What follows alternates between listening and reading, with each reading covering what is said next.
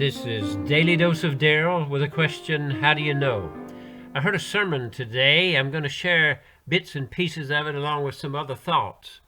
You know, when I'm sometimes asleep, my sleeping quarters, I think of things. And my segments are for all faiths, but this is especially for those who claim to be Christian. How do you know God is in your life? How do you know what kind of God is described as love? How do you know? How do you dress? How do you do your hair? Your theology, your political issues, Bible version. Is that how you know? No, the answer is in 1 John 4. Beloved, let us love one another, for love is of God. Everyone that loveth is born of God, and knoweth God.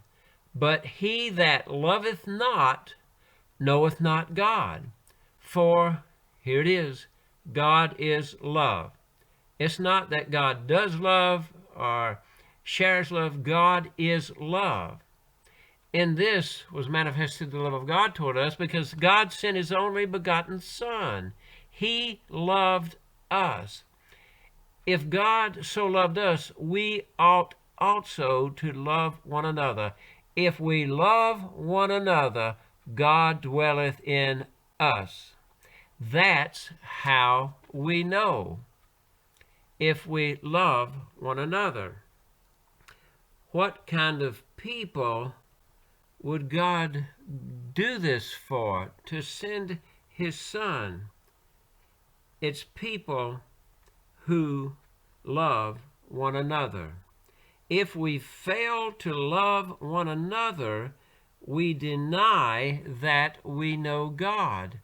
He has made it that simple in these scriptures. So how do you know? How do you treat people? In fact, they asked Jesus once, what's the greatest commandment in the law? Jesus replied, love the Lord your God with all your heart, soul, mind. That's the first and great commandment. And the second is just like it. Love your neighbor as yourself. Everything hangs on that. The law, the prophets, everything. And so Jesus said you can't do the second unless you get the first in place. To give everything to God, and then you'll be able to complete that by loving your neighbor as yourself. How do you know God is in your life? How do you know? It's how you treat people, your relationships, love of God, love of neighbor. They will know if you love one another. That is the simple answer to how do you know? So how do you know what love is? Look in 1 Corinthians chapter 13. If I speak with the tongue of men, if I can speak, great. If I have all prophecy, if I have the greatest faith in the world, if I give away all my possessions and surrender my body, but do not have love, it's worth nothing. Love is patient. Love is kind. Love is not jealous. Love does not brag.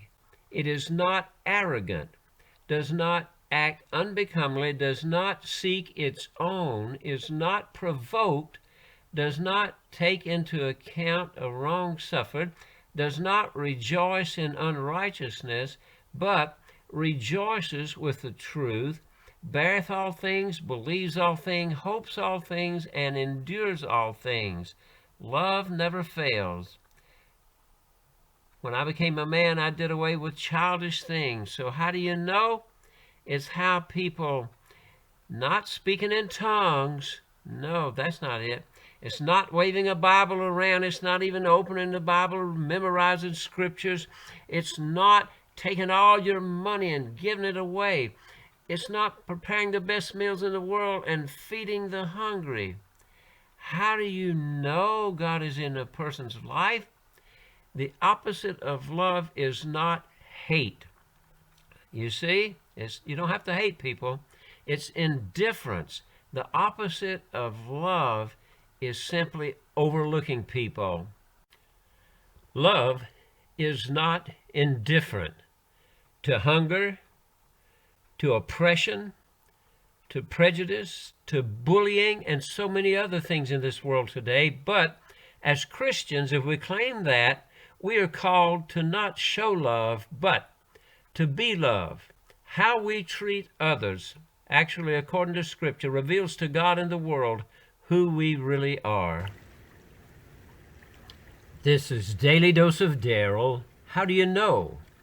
If you claim to be Christian, you will know we are Christians by our love. God is love. How we treat others reveals whether we have God in our life or not. I'm Daryl R. Peebles, an ordained minister, trained in art and trained in the fire service. I retired from the local pastorate after 47 years.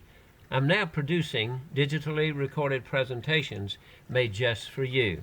Call me at 336-516-3793. Emails go to darylpeebles@gmail.com. Letters go to Box 953 in Graham. Subscribe to this channel, share it with others. Be sure to click like and come back each day for something fresh and new.